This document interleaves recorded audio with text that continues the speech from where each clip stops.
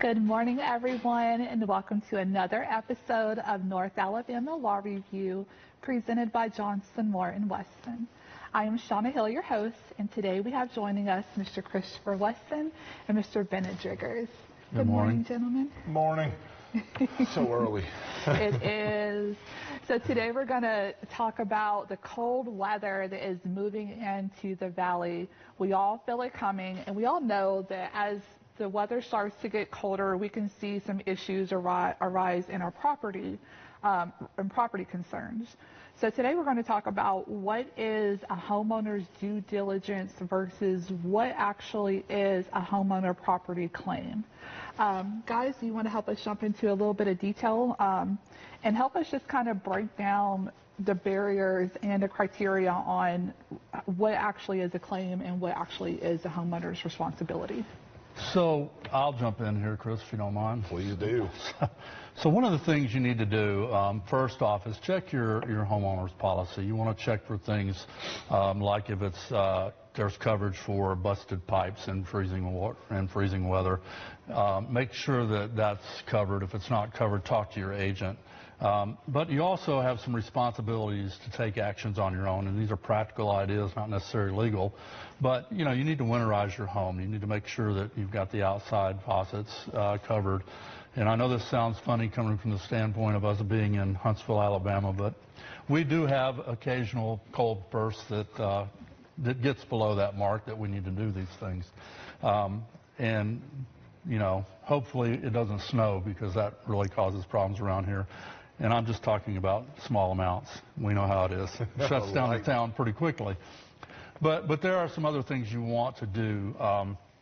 If you have guests coming to your home, especially, and you're dealing with cold weather or ice, you want to make sure that you de-ice those sidewalks and things like that. You can be held responsible if you're not trying to take measures to protect your guests on your property. And also check with your insurance agents about those coverages when you do have guests coming on, especially during the holidays when you are hosting a holiday party. There's a plethora of liabilities there, and I think we'll get into some of those here in a minute. But just make sure you're taking care of things and doing your due diligence, because if you're not and you have something happen and you go to your insurance, they may deny it right away because it's either not coverage or because you didn't take the responsibility to weatherproof your home in some way, shape, or form. That gives them reason to try and deny those claims. So keep that in mind. The other thing is with holiday parties is one thing you want to remember is if you are partaking of alcohol and those guests are leaving your home, there could be some ramifications for that. My suggestion would be to have somebody monitoring those that are drinking at those parties, and by all means do anything you can to make sure that they're not the ones driving when they leave your property. You know, just to protect those out on the road, and also to relieve any possible liability from your standpoint. Chris? Yeah. So, you know, we see a huge uptick, obviously, in insurance disputes around the cold weather season. I mean, we see them consistently. And some of them, frankly, are ridiculous. Like, they shouldn't be denying some of those claims. So, again, if you do have that kind of an issue, give us a call. But just some general advice and knowledge to have, you know, and things we've seen that, you know, may not be common knowledge. The first one is if you have outbuildings. You know, a lot of people don't realize, especially in Alabama, where you have a lot of what used to be farmland kind of divvied up over time. You know, make certain that the description of your property in your insurance policy covers everything. And I don't just mean is monetarily wise. I mean in the actual area. Like, we've seen that numerous times where it's like someone had their original house, they built it up, it's well insured, but they bought this other little slip of land over here on the side that had this outbuilding on it where they stored, you know, hundreds of thousands of dollars worth of cars, tools, whatever it happens to be, farm equipment, whatever. Bad weather hits, and now, lo and behold, that catches on fire, or that gets collapsed due to ice or whatever it happens to be. And Now, the description of the property gives them a way to argue that that's outside the insurance policy and that that's no longer insured, like the way they thought it was. Can I add something? Oh, please do. We're talking about outbuildings. That doesn't mean it necessarily has to be far away. Oh, yeah. If you have a detached garage, if it's not connected to your main home, that has to be covered separately in your policy, because that gives the insurance company an out. And it may not be covered. So double check with your agent to make sure. If you have a detached garage, it could be 10 feet away. But if there's nothing connecting the house and the garage, and I don't mean the slab, it has to be connected with a building, something connecting it like an overhang or a roof that goes from your garage to your main building. So double check that too. It's not just something that's across the pasture. Yeah, and you know, along those same lines is, you know, if you're looking at your homeowner's policy, you know, speaking of homeowners insurance here is, you know, you had mentioned having a lot of guests. Well, understand, for those of you at home, that there is both individual claims and then also aggregate limits, okay? And so a lot of times in any kind of insurance policy, you will see something that says, okay, well, it covers X amount of dollars, you know, per claim or per individual who's hurt, but it has a cap on aggregate claims. So if you have 20 people at your house, something, I'll be blunt, something stupid has happened, and 20 people get hurt, you may not have appropriate coverage. And a lot of people don't think about that around the holidays, is that, you know, they think, well, you know, I'm insured if someone gets hurt on my property. Well, you may not be insured enough if you're having very large gatherings, okay? So check that as well, that term. And along those same lines, you know, we've mentioned this a little bit before on the show, but to get into more detail is, it's not always just the damage itself that needs to be covered. It's the incidentals that come with it, what's known as ALE, or, you know, a living expense that your insurance covers if you have to leave your home. Check limits on that. You know, a lot of times it's like 30 days. Sometimes it's a year. Check that. See what you're looking at on that end of things to make sure that if you are displaced from your home due to an issue, you are getting sufficient coverage. You know, you don't want 6 people in a 1-bedroom, you know, hotel room. Like, and we've seen that. I do have a follow-up question. Yeah, please. So with the cold weather coming in, we do see a lot of leave your pipes running so the pipes don't burst. You know, we hear that every year.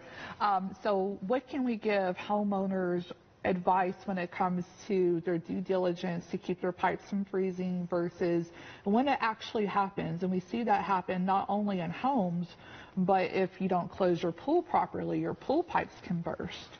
Oh, we have handled hundreds of those at the firm. Oh, my goodness. Bennett, you want to jump in on that one first, or you want me to jump in on that one? Go ahead. Okay, so pipe bursting, yes. Keeping your water running is something that you need to do if you think it's going to get below freezing, just to cover yourself, okay? And again, just a slight trickle. Most of you at home know this. You know, a slight trickle will save you all kinds of problems, okay? It doesn't invalidate, or at least I've never seen an insurance policy where failing to do so invalidates your coverage in your policy.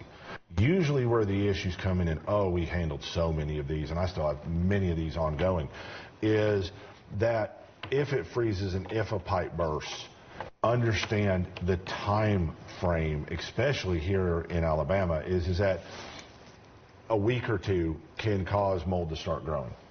3 weeks, a month, because the weather in Alabama fluctuates. As we all know, you get all 4 seasons in a week here.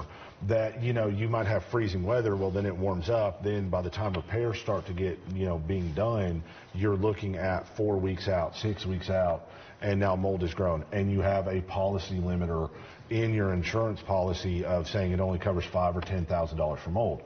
Understand that does not apply, and at least I've argued that numerous times and been successful, that does not apply if the delay is caused by them, right? That's a limiter for mold growth that has nothing to do with their actions or their delay, okay?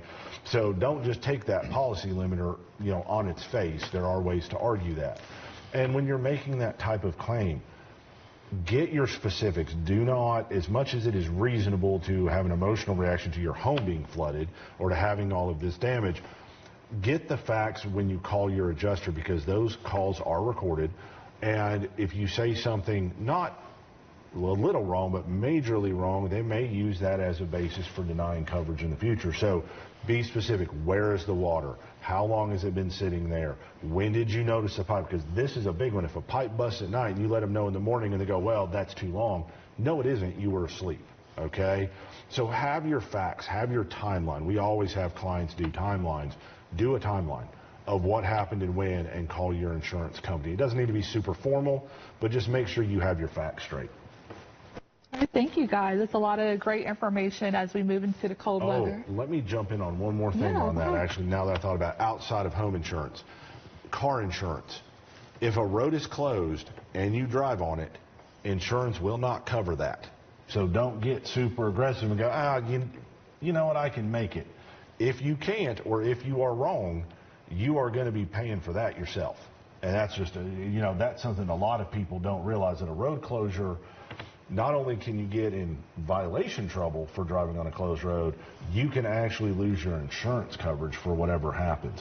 So, yeah, they won't cover it. Don't go around those barriers. If you get an announcement in the news that the roads are closed by the city or the county or the state troopers or whatever, do not drive on them. That means you're open to all that liability that Chris mentioned. Yeah, just don't. Better not to risk it. And, and that goes double for businesses. Let me tell you, actually, now that you bring that up, business owners, if roads are closed or there is, a concern that, people are not going to be able to get to where they need to go safely, you are opening yourself up to a ton of liability and your business up to a ton of liability because, again, a common misconception is that being a corporation or being an LLC will guard you from all liability. It's a great shield, but if you personally instruct somebody to do something dangerous, you have now opened yourself up. If, your business is, one of your managers or someone else is instructing somebody specifically to do something dangerous that, has a high risk, that's reasonably foreseeable is what the risk is, and you do it, that is a great basis for insurance to not cover. So be careful. Yeah, and I want to jump in on this. Medical personnel, those that work in hospitals and things, they are required to come to work, but there are EMS and emergency services that will help them get to work if they can't get there on their own. So play it safe. Call one of those agencies. You usually hear on the news, or your hospital administration will say, hey, these people will come get you if you can't get here on your own. But do what you can to protect yourself.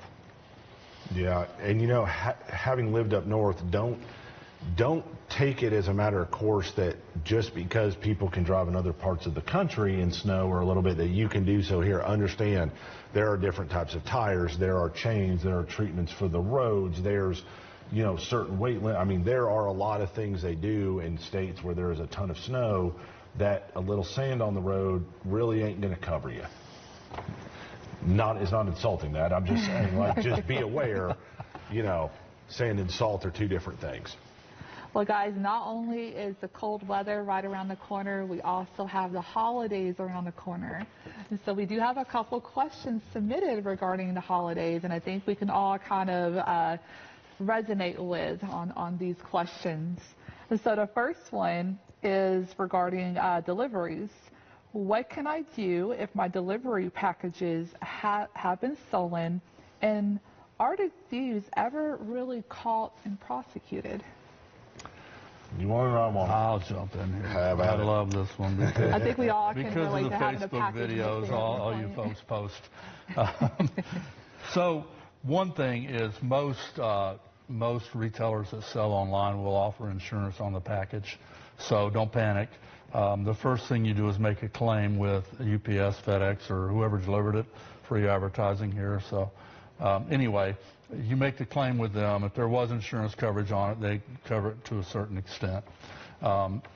If you're shipping packages to loved ones, do the same thing. Make sure you have enough coverage on that package to where if something does happen to it between here and there, or porch pirates come in and take it, that it is covered.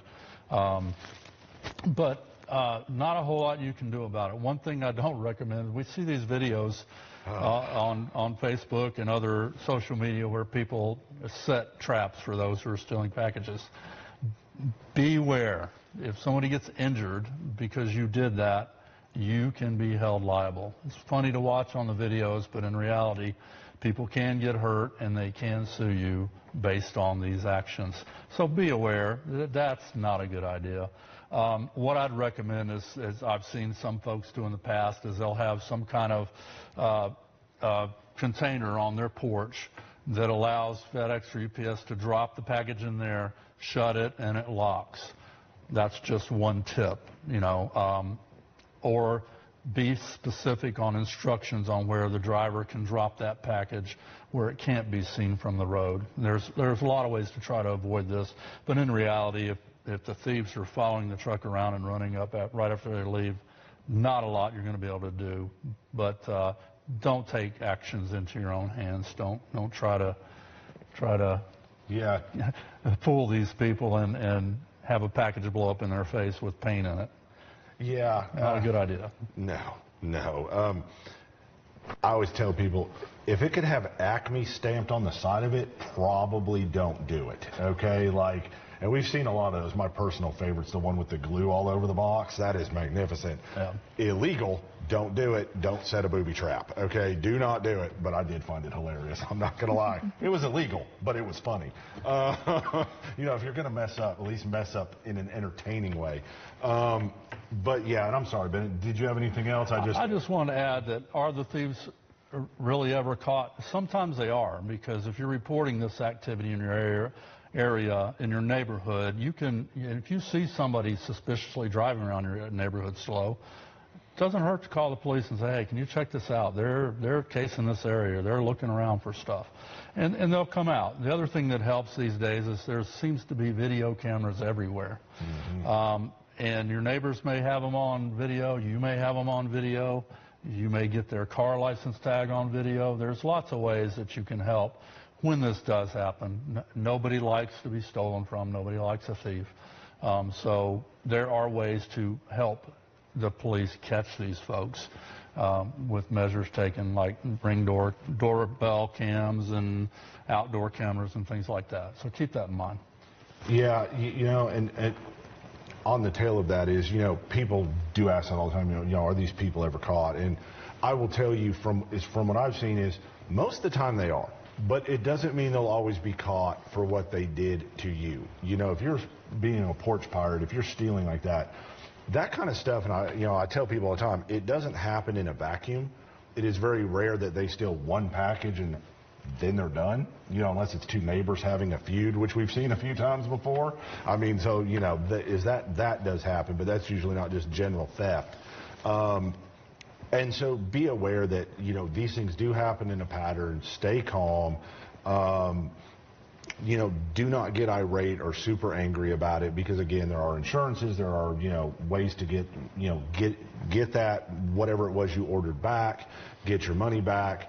And that literally, I would say 9 times out of 10, the sheriff's office, the police department here do a really good job. They get a bunch of these in, and then they, you know, track patterns, and that's what they do. And when they track those patterns, most of the time the people will get caught. And it's not always on your case, but that person most of the time is going to get caught for something. Or if you really do, instead of setting a booby trap, want to have a little fun with the porch pirate, buy something weird. Buy something super awkward, so when they open up that box, you know what? Everybody pays a price. You know? Get creative. Completely legal, and just make it weird for everybody. Well, speaking of scams, we do have another question regarding scams. And we've seen this kind of a lot on the news lately with people getting called, scammers pretending to be banks, asking people to deposit their money into Bitcoin systems and losing their savings.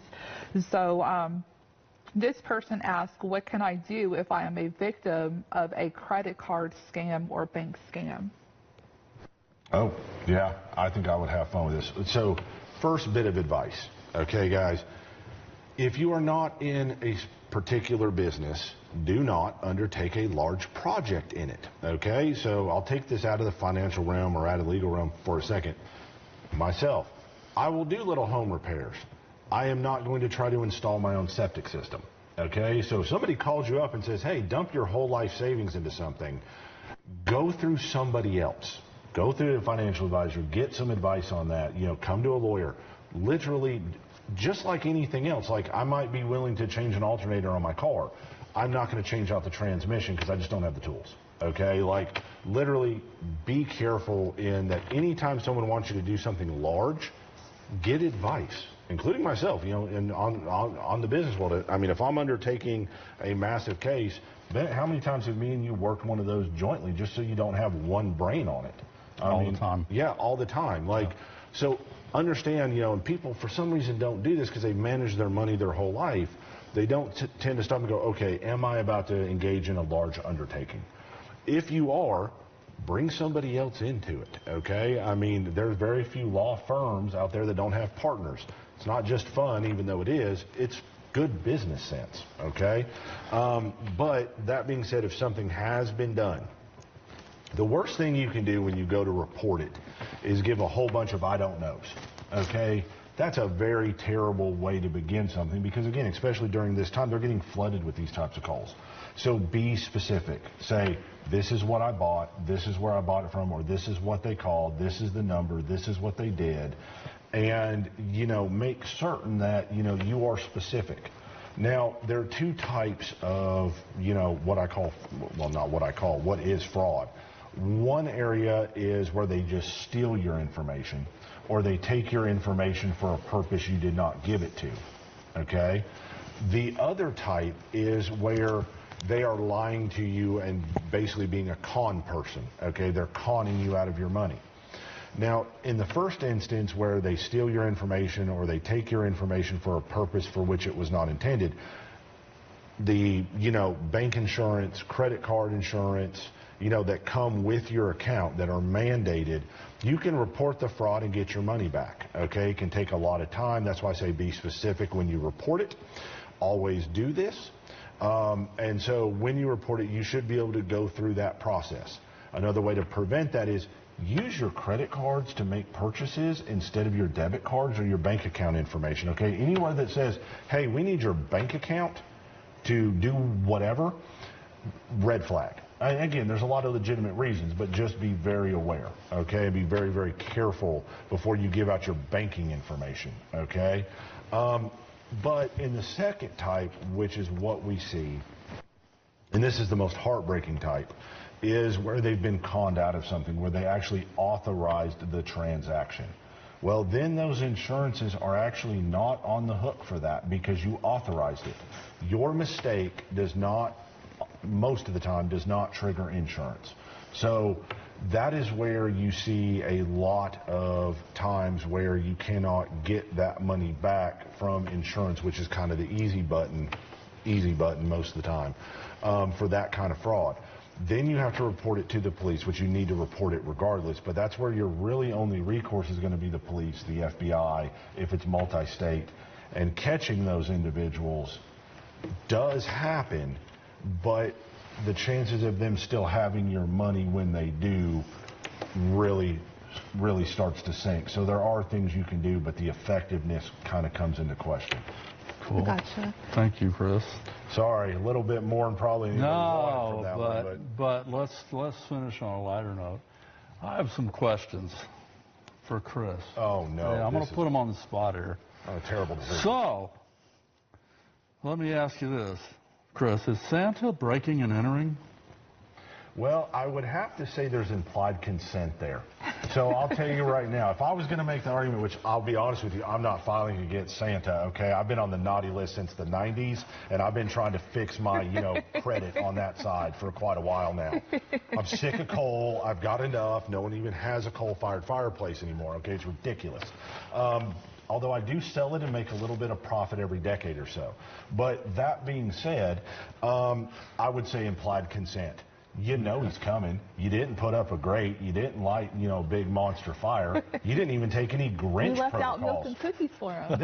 And there you go. You invited them in That's exactly for it. milk and cookies. And I'll tell you right now, if Santa gets hurt because you didn't clean off your fireplace, I'll represent Santa. I don't There you care. go. Okay? Okay, Do I have due another one.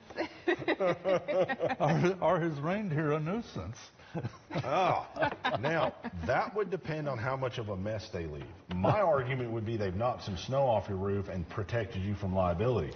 As long as they've not knocked off a shingle, I'll tell you right now, they actually did a benefit to your house. Okay? But are now, we not in a noise ordinance violation? Yeah. you got to prove who caused that noise. It's a clipper clap on the roof, man, and they're gone flying off. I'll tell you right now, where'd that noise come from? I don't know. Could have been the neighbor's roof, So, that being said is you better have a recording device set up. And then, if you catch Santa doing that, catching Mama kissing Santa Claus, then Yeah, there's a problem. fair enough. I think you jumped So into the next let's question. move on to the next one then. All right. So we've all seen the Santa Claus where Santa falls off the roof and, Tim Allen's character takes over. Uh-huh. So do homeowners owe Santa a duty of care under premise liability? Look, I'll tell you right now, I think so. And the reason is, he's coming. You left out food for him. He knows you're expecting him. He knows when you're sleeping and when you're awake. And so you've been put on notice that you're going to be asleep when he shows up, and you're not taking away hazards. I mean, that's on you. I mean, I'll be perfectly honest with you. And you are getting a benefit because everybody is getting a present. I mean, there is a contract there, in my opinion, that he shows up, he leaves you gifts, he gets milk and cookies, and then he leaves peacefully. Okay? Those are terms of an implied contract right now. Santa falls off the roof, especially before he gets to my kid's house, my house. Oh, no, there's a whole problem there. That's a class action lawsuit. Little right, baby Santa. Lucas wakes up on the morning without a Christmas present because you didn't salt your roof? No. So Santa, you heard it. If you need any kind of defense these holidays, Mr. Weston is here to defend you against any We got your liabilities back, and Santa Claus. claims. And Santa, if I get cold one more time, I'm going to represent the Grinch, okay? So I'm just telling you, you're on notice. Oh, no. Just saying. Well, guys, thank you so much for tuning in today. We really appreciate you tuning in every week. If you have any legal questions you want us to answer on air, please send them in. You can email them over to legalhelp@jmmtlawfirm.com. And again, we'll be happy to answer them. Thank you guys so much, and we hope you have a great, wonderful Sunday. Yeah, and have a safe and happy holiday season and Merry Christmas. And I'll be honest with you, I might even forward some letters to Santa. I've been trying to get that business for a couple decades. So, yeah. Thanks, guys. Appreciate you. Have a good morning.